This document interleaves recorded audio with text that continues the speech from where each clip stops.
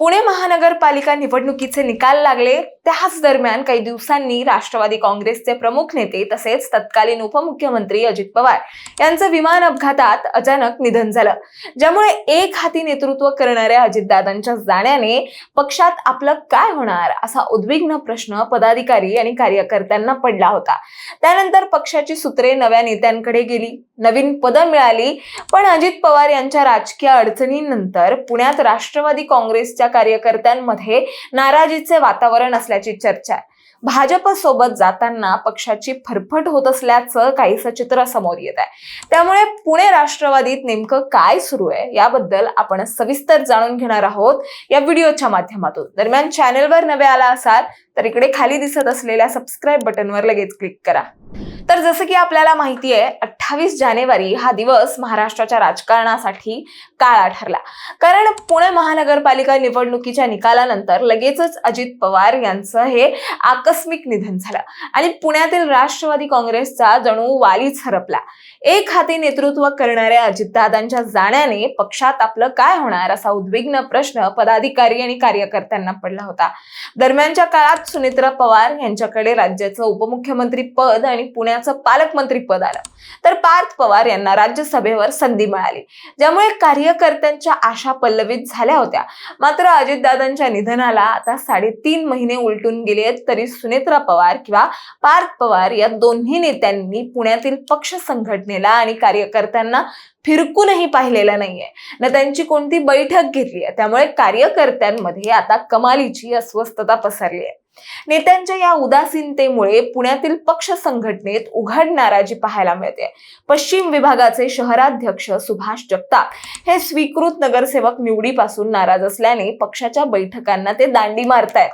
एवढंच नाही तर राज्यात सत्तेत एकत्र असूनही पुणे महापालिकेत सत्ताधारी भाजपकडून राष्ट्रवादी काँग्रेसची जाणीवपूर्वक कोंडी केली जात असल्याचं चित्र आहे। राष्ट्रवादीला प्रभाग समिती अध्यक्ष पदापासून दूर ठेवण्यासाठी भाजपने क्षेत्रीय कार्यालयांच्या पुनर्रचनेत थेट हस्तक्षेप केल्याचा आरोप झाला आणि या विषयावर राष्ट्रवादी काँग्रेसने पत्रकार परिषद घेऊन महापालिका प्रशासनावर राजकीय हेतूने रचना केल्याचा आरोप केला। सुभाष जगताप यांनी यावर आक्षेप घेतला।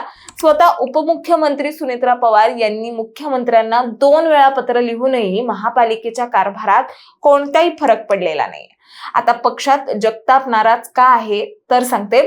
महापालिकेच्या मुख्य सभेत जेव्हा जेव्हा भाजप अडचणीत येते तेव्हा भाजपचे पदाधिकारी उपमुख्यमंत्री पवार यांच्या माध्यमातूनच राष्ट्रवादीचा विरोध मोडीत काढत असल्याचं पाहायला मिळत आहे।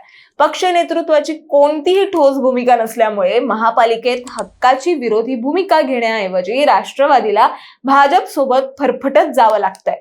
एवढंच नाही तर तुम्हाला आठवत असेल, मध्यंतरी पुणे महापालिकेच्या अर्थसंकल्पात भाजपच्या प्रत्येक नगरसेवकाला 5 कोटी रुपयांचा विकास निधी मंजूर करण्यात आला, तर राष्ट्रवादी काँग्रेसच्या नगरसेवकांच्या पदरात फक्त 3 कोटी रुपये पडले।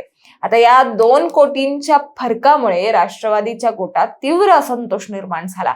निधी वाटपाचा हा मुद्दा अनेक नगरसेवक आणि कार्यकर्त्यांनी थेट उपमुख्यमंत्री सुनेत्रा पवार यांच्याकडे मांडला। त्यानंतर सुनेत्रा पवार यांनी मुख्यमंत्री देवेंद्र फडणवीस यांना पत्र लिहून सबका साथ सबका विकास या घोषणेची आठवण करून दिली आणि समान निधीची मागणी केली। पण इथेच जर कधी आता दादा असते तर त्यांनी पत्र पाठवण्यापर्यंत वाटच पाहिली नसती। त्यांनी थेट फडणवीसांशी बोलून त्यांची नाराजी व्यक्त केली असती आणि योग्य ते काम करून घेतलं असतं। बरं, हे अंतर्गत नाराजी नाट्य फक्त स्थानिक पातळीवरच मर्यादित नाहीये, तर राष्ट्रीय पातळीवरही बराच मोठा संघर्ष उफाळलाय। अजित पवार यांच्या निधनानंतर पक्षात सुनेत्रा पवार यांना राष्ट्रीय अध्यक्ष म्हणून कायम ठेवण्यासाठी कार्यकर्त्यांनी आवाज उठवला। मात्र पक्षाच्या पदाधिकाऱ्यांच्या यादीतून काही मोठ्या नेत्यांची नावं गायब झाल्याने वाद आणखीनच निर्माण झाला। अजित पवार यांच्या निधनाच्या अवघ्या 80 तासात सुनेत्रा पवार यांनी उपमुख्यमंत्री पदाची शपथ घेतली।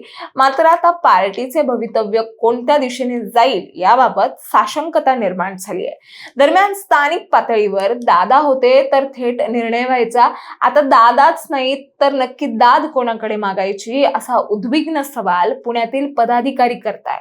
त्यामुळे अशीच परिस्थिती राहिली तर पुण्यात पक्षाची अवस्था आणखीनच बिकट होईल अशी चर्चा राजकीय वर्तुळात रंगू लागली आहे। तुम्हाला याबद्दल काय वाटतं हे आम्हाला कमेंटमध्ये नक्की सांगा आणि अशाच माहितीपूर्वक व्हिडिओ बघण्यासाठी लगेचच सबस्क्राईब करा प्राईम टाइम महाराष्ट्रला.